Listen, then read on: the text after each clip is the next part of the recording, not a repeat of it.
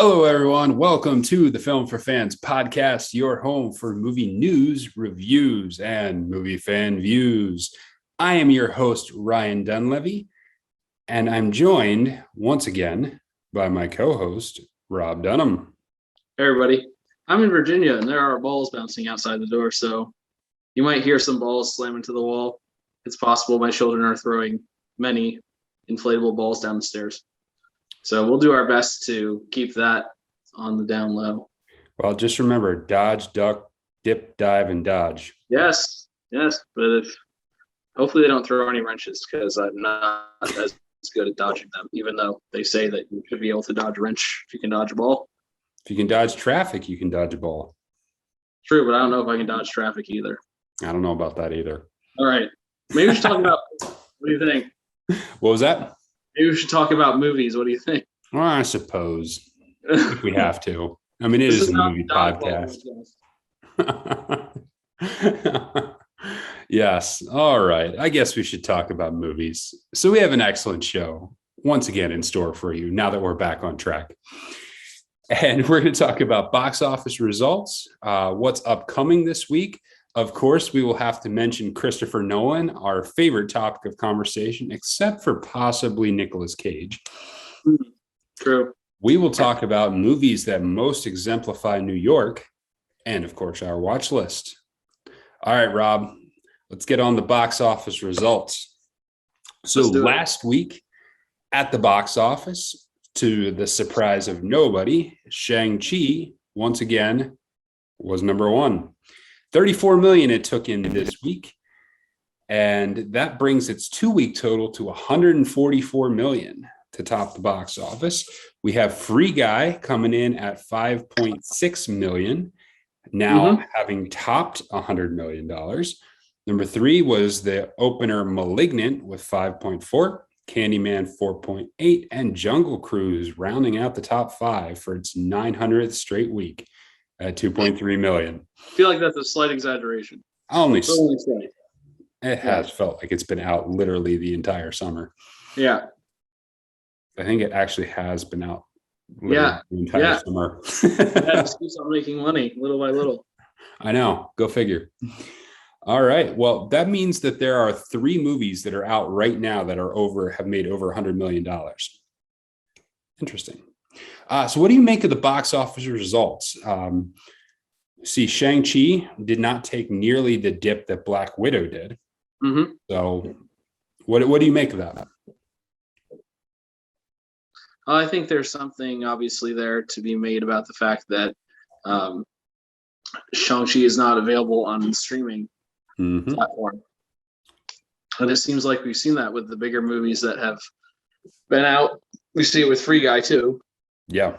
That some of these bigger studio movies that don't have a streaming option are making better money with the continued theatrical release. They're not stagnating or dropping like 70% after 1 week, because the word of mouth is spreading and people are actually using that word of mouth to go to the theater, not just to fire up their streaming device and go onto their HBO Max subscription and watch the movie.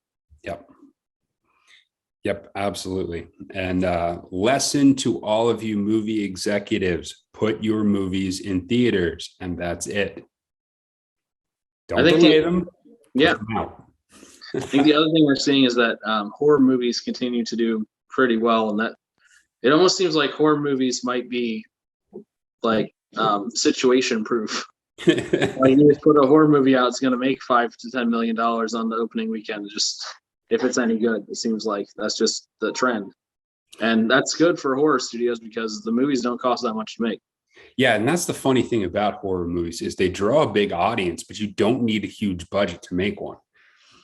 I mean, after all, you saw, some of the biggest horror movies have been more indie releases that have had almost no budget. What was it? Which one was the one where they were running around in the woods? The Blair Witch Project. Yeah, the Blair Witch Project. That's a prime example of that. Yeah. But yeah, they're good profit margins because they don't cost a lot and they make a lot of money and people seem to like them. I don't particularly know why, but hey. People like to be scared, I guess, because the world is not scary enough, apparently. But I will say that Candyman, which made 4.8 again this week, was very well done, and I've heard good things about Malignant too. So it's not like these are movies that are not quality. I think they're quality. They're just aimed at a specific audience. So Yeah, and Malignant was one that did have a streaming option. 'Cause that one debuted on HBO Max simultaneous release. So 5.4 with the simultaneous release is a pretty good number. Yeah, Office for definitely.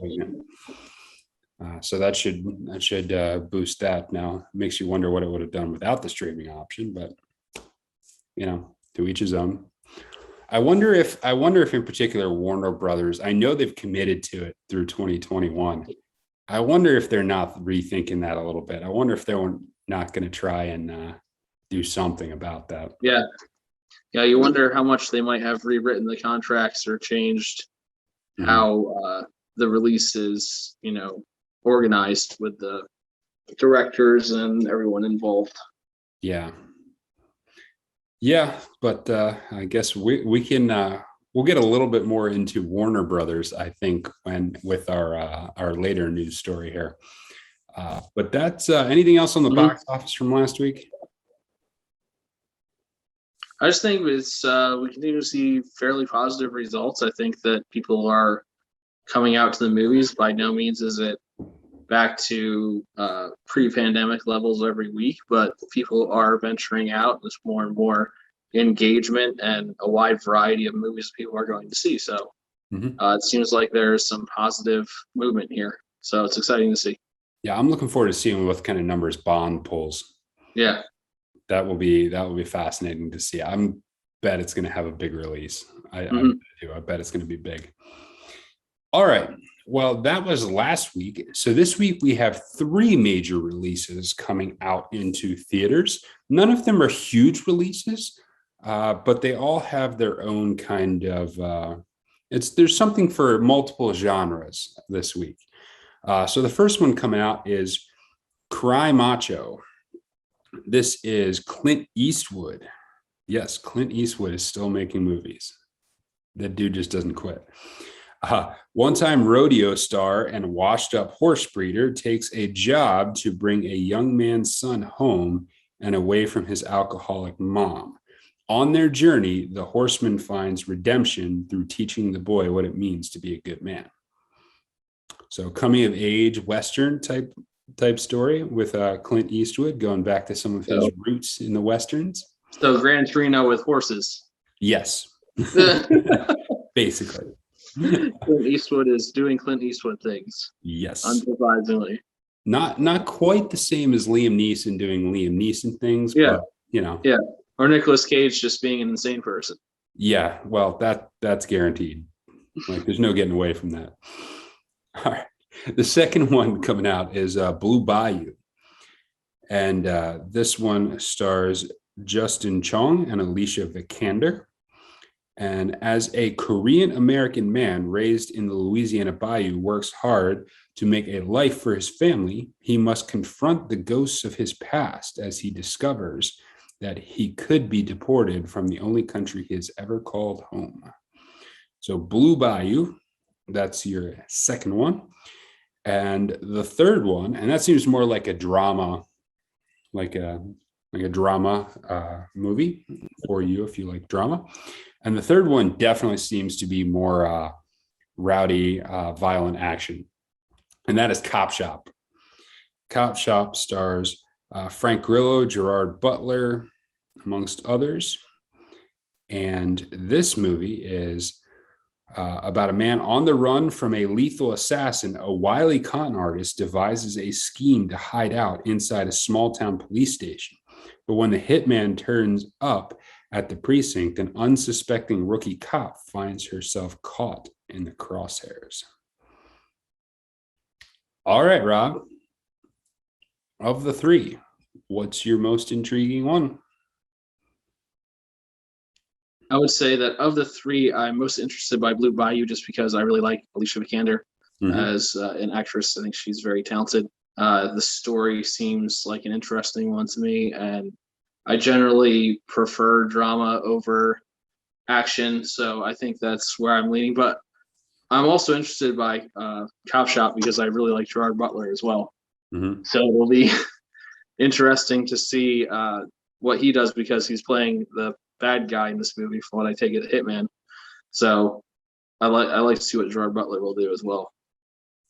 Yeah, I'm intrigued by Cop Shop. I think there's a chance that if it's done right, if it's done well, this could be something of. I don't know if this is true, but I'm feeling a little bit of there was what was that movie Unknown a while back where there were a bunch of, it was a more of the indie unknown, where there was a bunch of people who woke up with no memories and they're trying to figure out who's who's the good guy, who's the bad guy. They're locked in a room.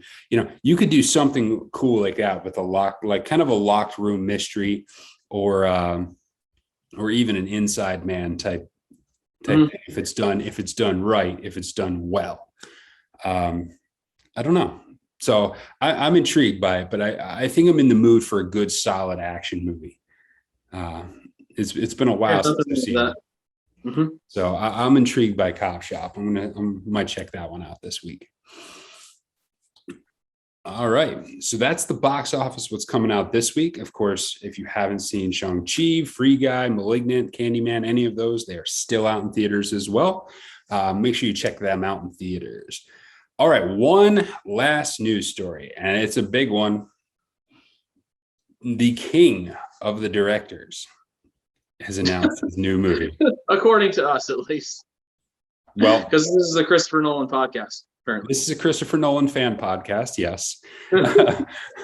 Also, given the clout he has, when studios come chasing after you for your next movie, your kingly status has been achieved. So yes, you have this article up to read these details because they're like insane to me. They are insane. Yes, we're going to cover some of the details on some of this stuff. But Christopher Nolan has a new movie, and it's going to be a biopic about Oppenheimer, which is fascinating. This is really interesting. Let's start there real fast before we get into the frenzied pitch from studios to try and get Nolan on board. What do you think about Nolan doing a biofilm on Oppenheimer? I think it's interesting. I don't think there's been many movies done about Robert Oppenheimer, and the one I can think of is Fat Man and Little Boy, which was a movie about the process that went into designing the H-bombs that were used in World War II. And I don't think there have been many opportunities. Hey, this is Keith, by the way. Hey, Keith. Hey, Keith. To really get into his backstory or what made him tick or anything about him. Keith is over my other shoulder now. He's always there. He's always watching. If you ever watch our podcast, Keith is always there. He's breathing on me now. This is awkward.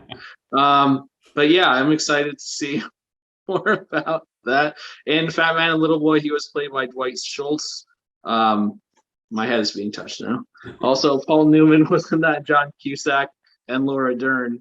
And if you have not seen Fat Man and Little Boy 1989, I would recommend checking it out. My voice is now being projected through Keith's head. But yeah, I'm excited to see what they do with this going forward. Be thankful you cannot see what is happening on the other side of the screen. What's your take on this, Ryan? Well, it's interesting to me. I love all the films that Nolan does. I really prefer his more sciencey, out there, original stories. I really, really, really enjoy those. But I'm interested to see what his take will be on a personal piece, on a bio piece. It's fascinating to see what he's going to be able to do with that, how he's going to bring his unique style to it. If you remember, with Dunkirk was a different one for him, and he brought his unique style through how he directed the timelines through that. So it will be fun to see what he does with it. Oppenheimer is, of course, an incredibly fascinating character who has an absolute wealth of information about him in terms of like places to go with the story. I mean, he is an incredibly intriguing character. So it will be fun to see what he does with it. All right. So now let's get to the details. So Christopher Nolan announced he's going to direct this film, and studios started lining up to try and woo him. Now, it's not known whether Warner Brothers was even attempted to get this film, but the first thing you have to realize is he has been with Warner Brothers for a long time. He's had a long working relationship with Warner Brothers. Now, having heard a lot of the things he has said about Warner Brothers in recent years, especially around the release of Tenet, and his thoughts on Warner Brothers' decision to do their streaming model, which we have talked about at length, I am not at all surprised that Warner Brothers is not in the mix for this one. What did you make of the breakup between Nolan and Warner Brothers? Well, if you remember when HBO Max and Warner Brothers announced that they were going to do this model with HBO Max same day releases, Christopher Nolan called them the worst streaming service ever. Yes, he did. So, that may have been a sign that things were not going to go super well in the near future. Yeah. And it's not surprising at all. I mean, the guy is in major demand. Mm-hmm. We talked about last week how, although the numbers for Tenet looked like they weren't great, with the results of everything else that has come out since, they're looking pretty good now. Mm-hmm. So it makes a lot of sense that he wouldn't be thrilled to want to keep working with them. And the interesting thing this article pointed out is Warner has been known as these like director's studio, like the studio that directors want to go to that caters to them. Yeah. And the fact that one of the major directors is basically like, I'm just going to date everyone, and whoever gives me the most, I'm going to go with. So like Apple, Universal, Paramount, like a whole bunch of different studios showed up. And do you want to go over the details of what he asked for? Because to me, it's like nuts. But apparently Universal agreed to it. So. And yeah, one more comment on Warner Brothers, and then we can get into the details on the chase of Christopher Nolan. And that's just that I think he was so fed up with them. He basically tried to bully them into getting his movie out because he was so sick of it. And he was so sick of dealing with all the risk-averse executives over at Warner Brothers that he just had enough. And I am not at all surprised they're gone. But yeah, let's look at the details. This is kind of the opening offer of what it would take to get Christopher Nolan's film onto your studio. Rob, do you want to hit up some of the details here? I don't have the article pulled up. Do you? Okay, I'll pull it. I have it up. I'm on my phone, so if I pull it up, it'll make my screen black. Yeah, we're not going to do that. Okay. Let me see here. Okay, so he wants $100 million budget, which is actually not that big of a deal. So he's got $100 million budget. He wants total creative control, 20% of first dollar gross. He wants a blackout period from the studio wherein the company would not release another movie 3 weeks before or 3 weeks after his release. So he wants a 6-week window surrounding his movie. And he asked for a 100-day theatrical window. Now, there's some dispute as to whether it's 110 days or 130 days, but about 100 days theatrical window. Now, that's pretty crazy. Yeah, that is crazy. Even now, for what's funny is he was such a great director. They're basically saying that he was accustomed to basically getting all of this at Warner Brothers, which is pretty interesting. Now, they said it's interesting. They're not sure if it's known how much he will stick with that, because I mean, is it really a big deal if the studio releases like a cartoon, 2 weeks after it releases his movie, because they're not exactly going to draw the same audiences? But he's Christopher Nolan; he can demand it. So, what did you think about that? I mean, let's be honest. Minions would probably be a big threat to a movie like Inception. So, I I think it's very interesting to see the curtain pulled back here and to see exactly what he was getting from Warner. If this is true, for to believe it. Mm-hmm. I never really thought about all the machinations behind that, like everything that went into that, how much a director of that caliber could demand.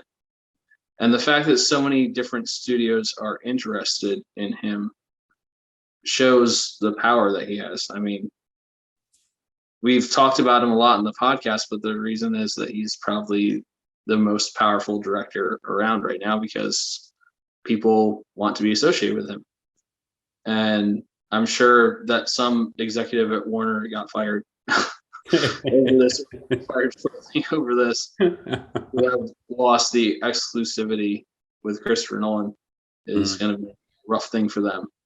And it will be interesting to see if it's the same kind of tenor and feel with the movie that comes out on Universal. And like you said, he hasn't done much when it comes to historical period work. We've seen Dunkirk, but that's pretty much it. Everything else has been either mind-bending or sci-fi kind of feel. So I'm very intrigued by the subject matter with Oppenheimer. So I guess we'll see what happens. Yeah. And in the chase, Paramount went out early. They're having they've had some executive shakeups, and the studio basically fired a guy who was much more about the theatrical experience and hired a guy who was much more about the streaming experience. So that right there was going to be a probably a death knell to signing Christopher Nolan.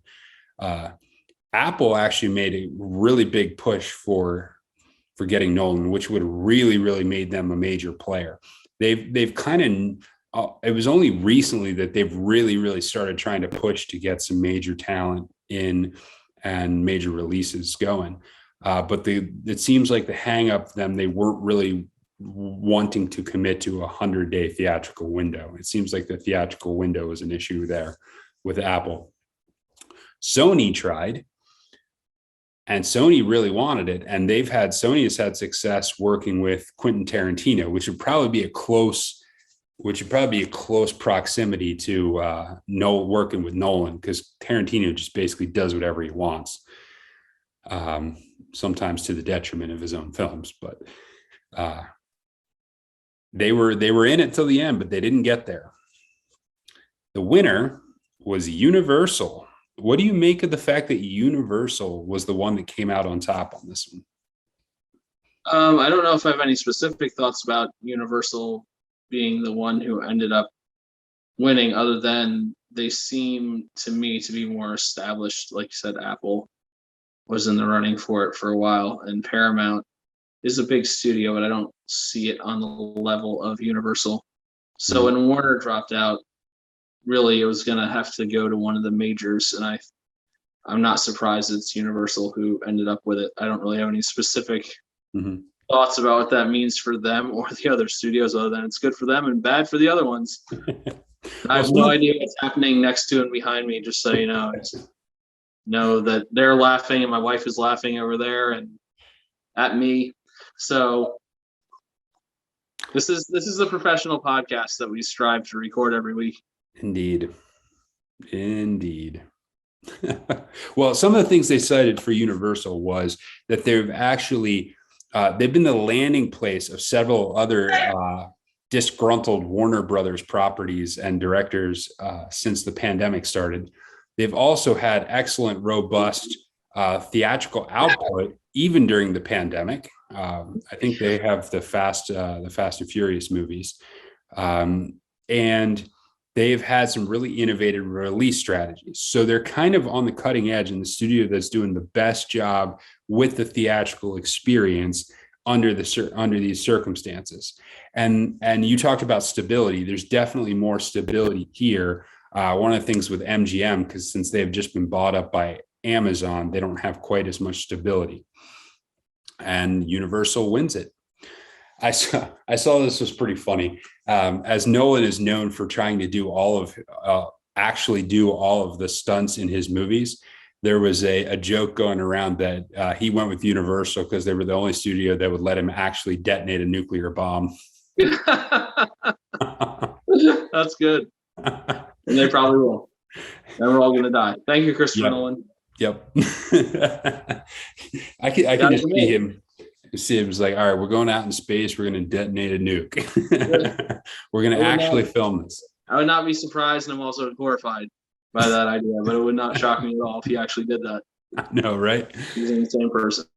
I mean, he keeps trying to go crazier and crazier with his real life stunts. So, yeah, it's going to be impressive, and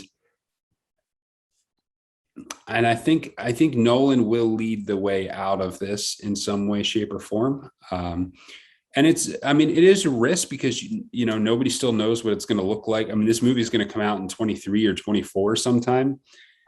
So you're never quite sure what everything is going to look like, but Nolan is committed to the box office, and it seems like Universal is too. And I am grateful for them for doing it. Anything else on this one? I don't think so. All right. Well, let's move on to our discussion topic. So last week was the 20th anniversary of 9/11, and we didn't hit on it on the podcast. But one thing I was thinking of is New York is one of the big movie destinations. So many movies take place in New York, are set in New York, have scenes in New York. It's just such a huge part of the movie landscape. So I thought we'd take a moment and discuss some movies that we thought kind of exemplify New York. Not just like have a scene in New York, but really you get a sense of New York from having watched the movies.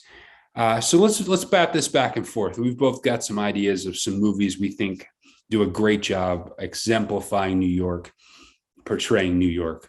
So what do you got? I'll let you go back and forth on this. Well, the first one I thought of was Inside Man, Spike Lee, which is based around the New York Stock Exchange, based around a bank. And all of Spike Lee's movies pretty much are New York centric. In fact, I'm pretty sure that Spike Lee said about Inside Man that New York was the main character in the movie when it came out, because the very opening scene with the credits has this hip hop song that comes on, and it's just shots of all these different exteriors of New York, which most of them don't even end up being in the movie. But I think that he was doing that to set like this is where this is happening. This is where everything important happens. That's how Spike Lee thinks, at least I think. Everything important happens in New York. He's also a Knicks fan, so he's not exactly the smartest person in the world sometimes. Correct. But but yeah, Inside Man, starring Clive Owen, Denzel Washington. It's a great movie, and you really do get that feel of New York City from that movie, and just the pace and the frenetic nature of it, and the never stopping feeling of the city. So I'd say Inside Man, Spike Lee. I think that's a good one. I think the scene that most exemplifies it is when they're trying to figure out what language is coming through the loudspeaker. They're like, I just put it out in the street. Somebody out there will know it. Yeah. And of course, there was a guy in the crowd who knew it. Yep. The melting pot. Yep. The first one on my list is The Walk. The Walk, of course, this is most directly relates to 9/11, because The Walk is the movie about what is his name? Philippe Petit. Philippe Petit was the guy who actually strung a high wire between the two towers of the Twin Towers and walked across it. He did an illegal wire walk across it. There was a documentary that was put out with him a number of years ago about the actual walk, but this is the movie. It's a dramatized movie about him and about what happened. And so it does just perfectly symbolize it. It does a great job of bringing back like what the towers were, what the towers became, and just his love and his fascination with them, and his fascination with New York, and the role the buildings play within the life of New York City. You just get a tremendous sense of the people of New York and the role the architecture and the role those buildings in particular played. And so they're not super heavy-handed about the nostalgic aspect of it, but I think they really do hit on the point of what they meant to the city. And it's just a cool movie. It's a very cool movie, and it was shot exceptionally well by Robert Zemeckis. And I saw it in IMAX 3D, and you really did feel like you were on the edge of the buildings. I mean, if you have height issues, this will mess with you. Is that Joseph Gordon-Levitt? Remember that correctly? Mm-hmm. Yes. Yep, Joseph Gordon-Levitt. Really. Yeah, I would say that we didn't really talk about it like you said last week, but with September 11th, just thinking about it, with the Twin Towers, they were the first thing I always saw when I went into New York. You could see them from New Jersey, first thing you always saw. And the first time I remember driving in when they were not there, it just felt empty.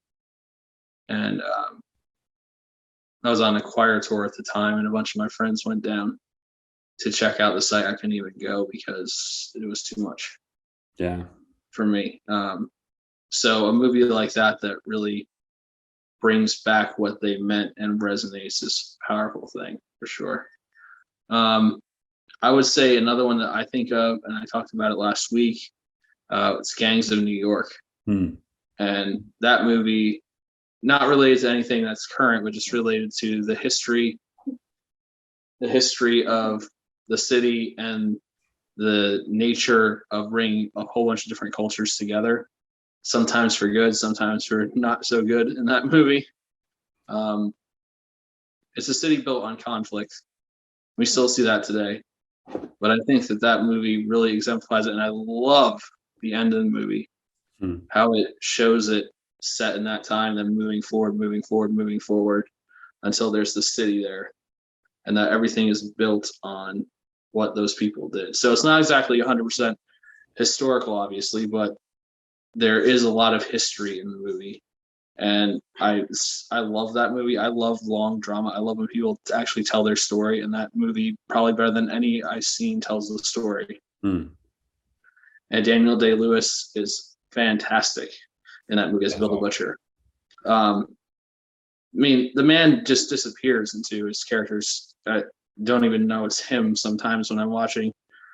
And he just is phenomenal in that. So I would say Gangs of New York is another one that I would recommend that exemplifies not so much what the city is now, but what the city's soul was and still is. I'm going to double up with one. I'm going to go with two romantic comedies that I think do a great job of exemplifying New York.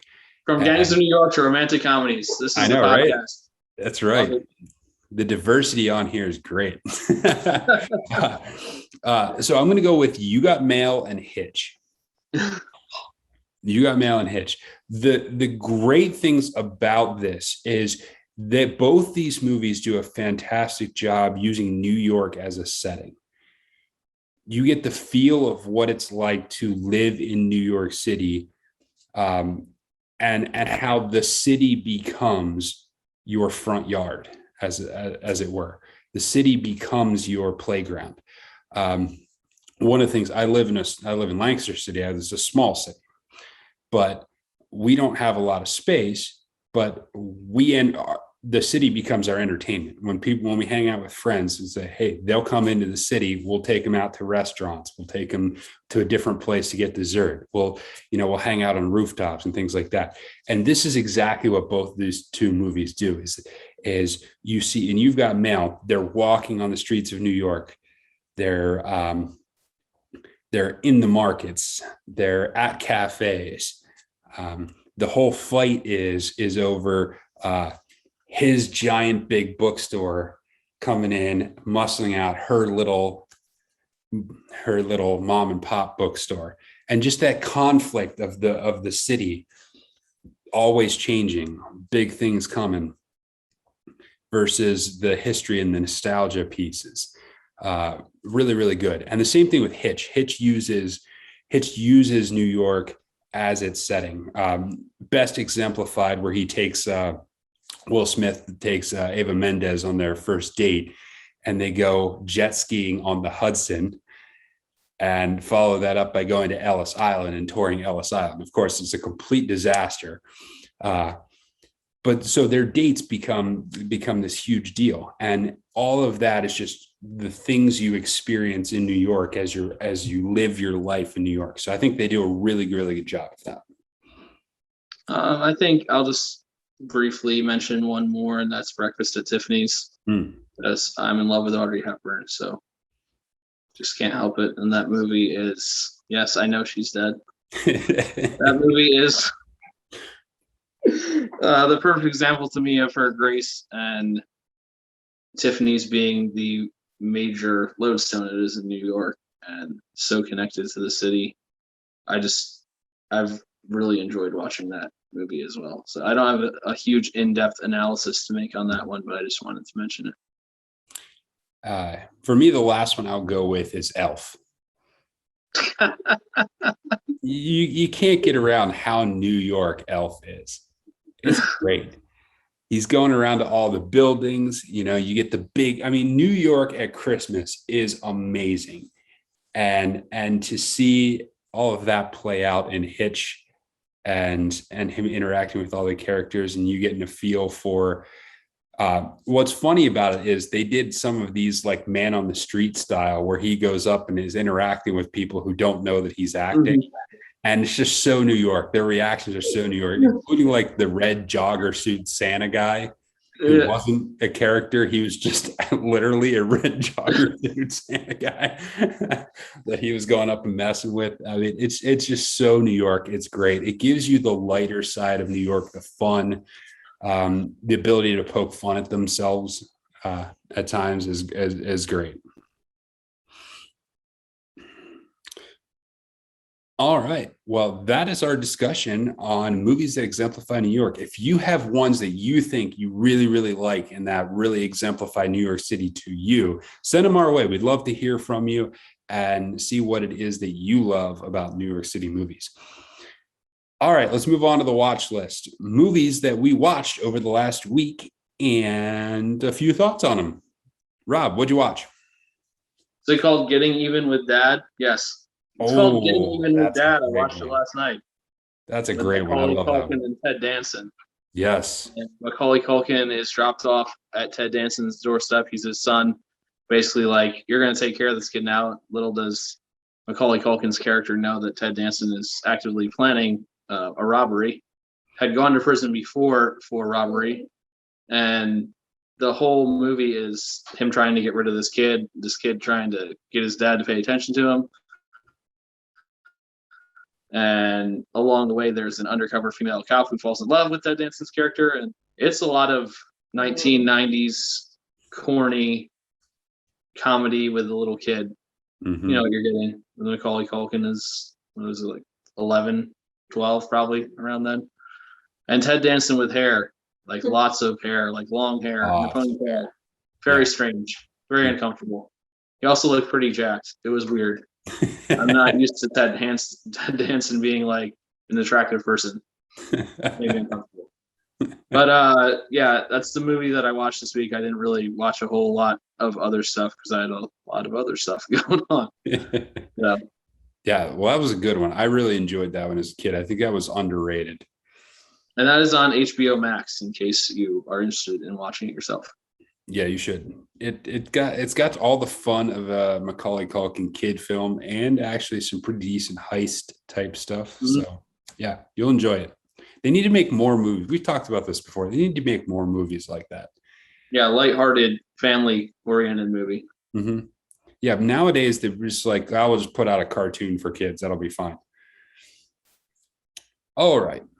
For me, I watched a number of movies this past week, partially because I spent a day or two homesick, so that allows for lots of movie watching. I watched The Thomas Crown Affair, the 1999 version. That's like my sister's favorite movie, so she's clapping. Well, it's actually quite a good movie, and it's an interesting, slightly different take on a heist movie. It does not spend nearly as much time on the mechanics of the heists and more about the game. It's more about the contest and the game and the intrigue, because basically the entire movie, Rene Russo knows that Pierce Brosnan did it. Pierce Brosnan knows that she knows that he did it. And they're just playing back and forth, playing coy with each other the entire time. And it's just a fascinating display of character-based acting. And the character interaction and their interplay between each other is what drives the story and drives the intrigue. And so they don't spend nearly as much time on the mechanics of the heists, but they do give you a couple of good moments of how did he do that. So yeah, very good movie. Thomas Crown Affair, 1999.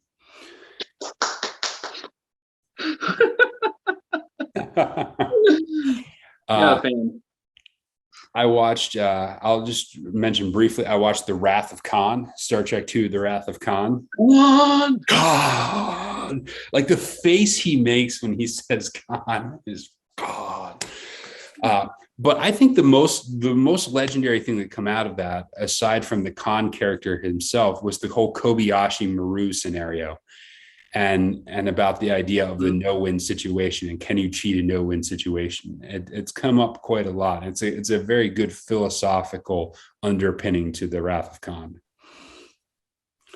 I watched The Last Blockbuster, the documentary on The Last Blockbuster. Who would have guessed? Yeah, this is a Netflix documentary. And I thought it was slightly self-serving because they spent a section on how Netflix did not kill Blockbuster. So I don't know if there was a little bit of self-serving interest there for them putting this out to say, hey, it wasn't entirely our fault. Netflix. It is fascinating that Netflix put out a documentary about Blockbuster. Netflix is holding this knife like, I don't know how I got this and why it has Blockbuster's blood on it. We heard. But I remember, they spend a brief moment talking about the whole revenue share thing, how Blockbuster was once an innovative company that actually, through their innovative strategies, actually pushed out all the mom and pop stores. And it goes into a little bit about why that happened. Because I remember that as a kid, like all the mom and pop stores just went away overnight. And it explains a little bit about that.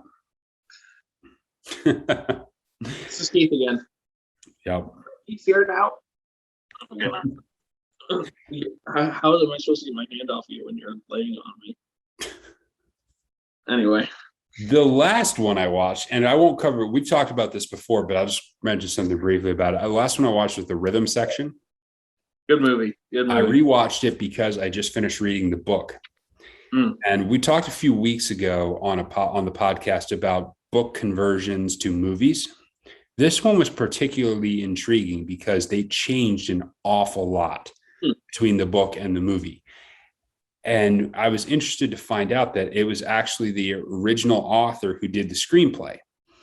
But one of the reasons why it was so different was because the book came out in 1999 and the movie was put out in 2020. So there's a 21-year gap between the book and the movie. And a lot of stuff changed in that time frame. I mean, the book came out and the book talks about hijacking planes and using them for terrorism. So that landscape has clearly changed since 1999. Plus, as terrorism has evolved over the years, some of the things in there are very different. Also, you see in the movie how they pare down characters. They pare down the number of characters to make the story simpler and more cohesive. So whereas in the book, they have an entire organization she's working with. In the movie, it's one guy. And that's kind of how they do that with movies, is because you have less time to tell stories, everything has to get a little simpler. But I really do like the movie. And again, Blake Lively is excellent. All right, so we're going to close out the podcast today by giving you a recommendation. And we got to let Rob go because Rob's just trying to hold it together over here. Yeah, I'm dealing with all kinds of shenanigans over here. I don't even know anymore. All right, so historical battle. movie, historical battle movie. Recommend a historical battle movie, Rob. Well, I'm going to recommend more than one because I'm just breaking all the rules. So, how about 1930, All Quiet on the Western Front. If you haven't watched it, watch it. It's black and white. I don't care if you're bored. It's classic for a reason. Looking at World War I and how the kids in Germany were fed propaganda that led them to go to battle and die for their country. It's a reminder, sobering reminder that can happen anywhere to anyone. So All Quiet on the Western Front, 1930. Another one I would recommend is Black Hawk Down, about soldiers in Mogadishu, which, much like Saving Private Ryan, has a whole bunch of appearances by a whole bunch of people who'd become much more famous later on down the road. So Black Hawk Down. And then honorable mention, which is not actually about a battle, but it's about the society around these things, is Swing Kids. One of my favorite movies about music, but it's also about the Nazi regime, World War II, and how these kids had to hide underground to be able to listen to swing music because a lot of it was done by either Black artists or by Jewish artists, which both were kind of frowned upon by the Third Reich. And just the intensity of emotion and passion that they put into being able to do what they loved is it's a movie that's always stuck with me. And I need to watch it again soon because it's powerful. So I gave 3. Sorry. That's all right. I'm only giving 1. So all right. Evens out. Averages to 2. So yeah. It'll average to 2. So that'll work. Yeah. There we go. Mine is a 2004 movie, Troy, starring Brad Pitt, Eric Bana, Orlando Bloom. And this is an adaptation of Homer's epic, The Odyssey. And this is an excellent movie. And one of the things I like most about it is the way they interweave the consequences of the act of falling in love with Helen of Troy and how that plays out amongst the royal family in Troy, in Troy, and everything that goes into play there. The acting is superb, and really the way that Brad Pitt's character, how that plays out is him being Achilles and how he's basically ready to leave the battle, and then something happens and his nephew gets killed, and all of a sudden that changes the entire scope of the war. But it's fun to get to see the whole Trojan horse thing play out because it's such a cliche of modern times, but just to actually watch where that originate and be able to see that. It's a classic film. And I think there was a number of great period pieces from the early 2000s. And this is one of the top ones, I would say. Sweet. All right. Well, that is the podcast. Thank you for tuning in to Film for Fans. And do us a favor, rate, subscribe, tell your friends, harass Rob about being distracted on the podcast. Any of those type of things are all fine. But until next time, enjoy the movies.